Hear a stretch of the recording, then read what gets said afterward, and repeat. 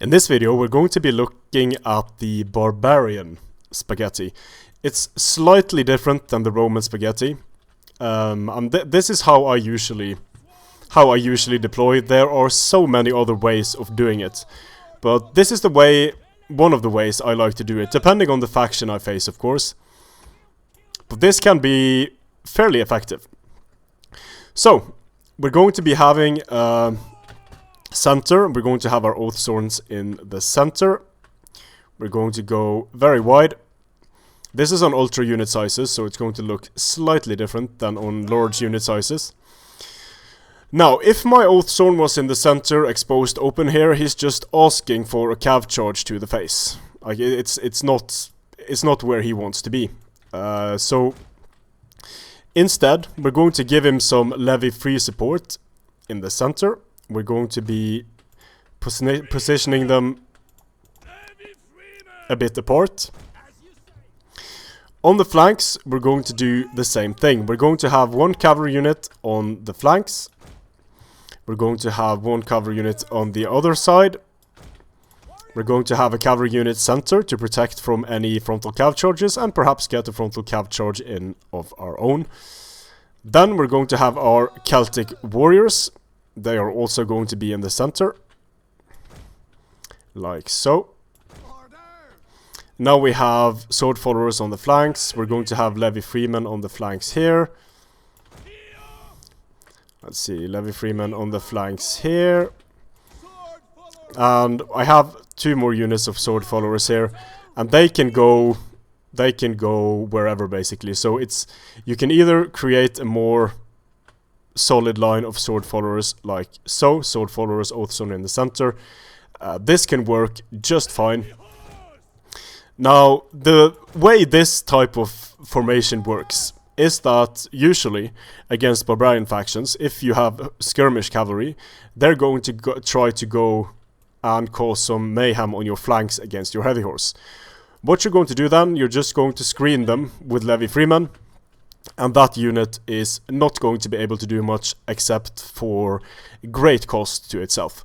The same thing with enemy cavalry. Your heavy horse is some of the time going to need help against enemy cavalry. Then you have your Levy Freemen.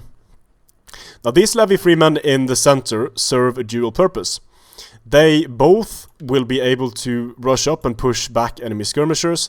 They will be able to rush in and eat enemy precursors. They will be able to throw their precursors at enemy cavalry.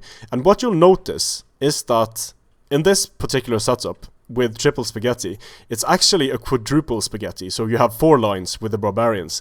And one of the reasons why I like to keep 4 lines with the barbarians, 3 infantry, 1 cavalry, is that you absolutely have to stop the frontal cavalry charge against your very squishy high charge units.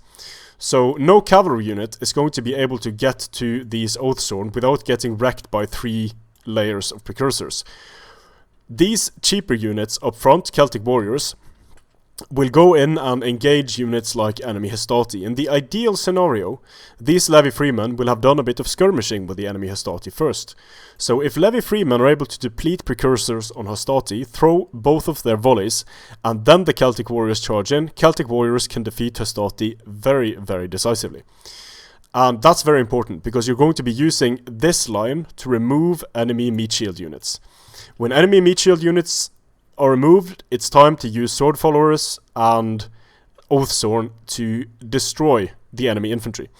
Because as you remember from the first video about the Roman spaghetti, when using Postati, what you never want to have happen is you never want the Postati to kill your Celtic warriors and get in and rob your sword followers of their charge bonus, because they absolutely need their charge bonus to be able to hang with evocati cohorts. And you will usually outnumber the enemy in terms of infantry when bringing a barbarian army like this, but you will still need to get your charges in to be effective. The oath sword supply a morale effect in the center to your low morale units. You can even shuffle the Oath Zone around a bit. So let's say you have an Oath Zone here, an Oath Zone here, and then just a Sword Follower in the center. You can have your Oath Thorns on the flanks, whichever suits you best, depending on the circumstance. But once again, this also protects you from one of the most dangerous things that can happen to a Barbarian army. I don't know if you saw the battle between Carthage and Arverni, but that was a perfect example of that. If you just go double line infantry, you can even do, if there's elephants and chariots, you can even do like this. If you have double infantry, it's going to be very easy for a sacrificial cavalry unit to get in, knock down this first unit, get into this unit, and now you have 2 units unable to fire precursors. However, if that is done against this formation, if an enemy cavalry unit charges in here, it's going to get hit with 1 volley of precursors, 2nd volley of precursors, 3rd volley of precursors. And if you see that happening, you will have the time to pull back your most important units. You will have the time to pull back your Oathsworn and Sword Followers, while the Celtics and the Levy Freemen destroy the enemy cavalry. So the enemy cavalry will need to, even if they destroy both the Levy Freemen and the Celtic Warriors, which they won't, it's hard to make cavalry cost effective that way, and it allows you to save your most important units. So even though you sacrifice depth when going full spaghetti, you do gain width, and by deploying like this, you mitigate the negative effects of being narrow by having several narrow formations. So instead of having a block of infantry that's going to be harder to punch through for cavalry, instead of doing it like that, you're going to be creating a line that is harder to flank around, and you're going to have multiple lines, so that it is essentially impossible to punch through for cavalry without taking significant casualties. And that's one of the reasons why the Barbarian spaghetti is so effective. And of course, like I said in the other video, when you have 2 units fighting, the unit that is wider is usually going to be the one that comes off better, because it's fighting in the flanks of the enemy unit, and sometimes even in the rear of the enemy unit, although it attacked it frontally. In some rare cases, it is better to be in this type of formation, but it's very rare, and it's a good thing to start out with this type of setup. Enemy skirmishers are going to be less effective. It's going to be harder to use an elephant chariot. It's going to be harder to use cavalry. It's essentially going to be harder to use everything that the enemy needs to do in order to defeat your barbarian sword spam. So the difference between the Barbarian spaghetti and the Roman spaghetti is mostly that you have Levy Freemen as first line, sometimes flank, you have Celtics as second line, and you have Sword Followers as third line. And what you can even do with setups like this is you can send your Levy Freemen to feint an engagement with the unit. They throw their precursors, they pull back, and the Celtic Warriors follow up and get a great charge on a unit that was originally targeting the Levy Freemen. So switching up units like that can be extremely effective.